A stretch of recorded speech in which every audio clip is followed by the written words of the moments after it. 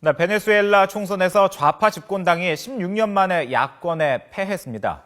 지난 7일 치러진 프랑스 지방선거에서도 구구정당 국민전선이 득표율 1위를 기록하면서 역대 최고의 성적을 냈는데요.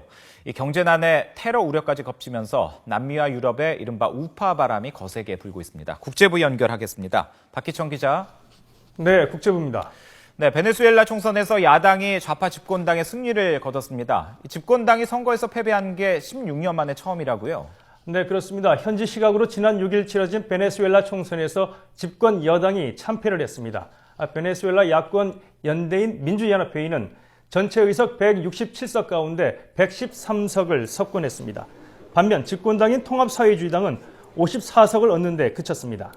집권당 입장에서는 의석수가 야권의 절반에도 못 미치는 참담한 패배였습니다.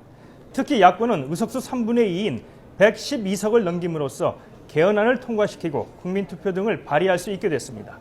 집권당이 야권에 패배한 것은 지난 1998년 우고 차베스가 정권을 잡고 이듬해 치러진 총선에서 압승한 이후 16년 만입니다. 마두로 대통령은 패배를 인정하면서도 불편한 속내를 감추지 않았는데요. 마두로 대통령의 말을 잠시 들어보겠습니다. En Venezuela no ha triunfado la oposición. En Venezuela, circunstancialmente, el día de hoy ha triunfado una contrarrevolución en puertas. 네, 그렇다면 베네수엘라에서 야권이 이렇게 승리한 이후 어떻게 분석을 해야 될까요? 네, 여당이 총선에서 참패한 가장 큰 원인으로는 대중 인기 영합주의 정책에 의한 경제 파탄이 꼽히고 있습니다. 베네수엘라는 세계 최대 수준의 원유 매장량을 자랑하고 있지만 국제 유가가 지속적으로 하락하면서 경제난이 가중돼 왔습니다. 국가 재정은 위축되고 인플레이션율은 하늘 높은 줄 모르고 치솟고 있는데요. 국제통화기금 IMF는 베네수엘라의 연간 인플레이션율이 200% 안팎에 달하는 것으로 추정하고 있습니다. 여기에 기저귀와 우유, 식용유 등 생활 필수품마저 부족해지고 민생 범죄까지 기승을 부리면서 서민층 표심이 등을 돌렸다는 분석입니다. 한 유권자의 말을 들어보겠습니다.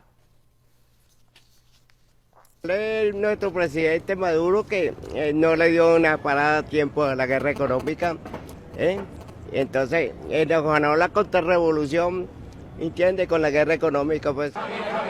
야권이 과반 의석을 확보함에 따라 일부 강경파들이 경제난 등을 이유로 마두로 대통령에 대한 국민 소환 투표를 추진할 것이라는 전망도 나오고 있습니다.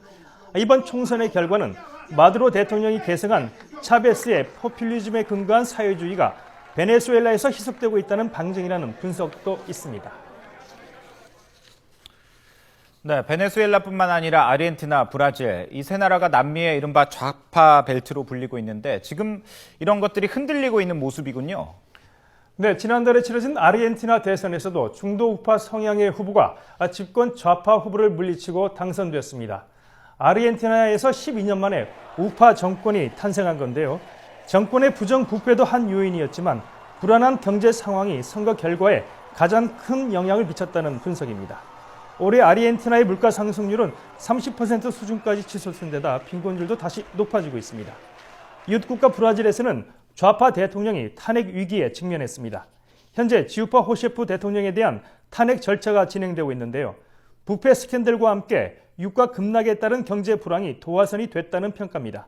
브라질의 올해 성장률이 마이너스 3.2%가 예상되는데 이는 지난 1996년 이후 최악의 성적표라고 합니다.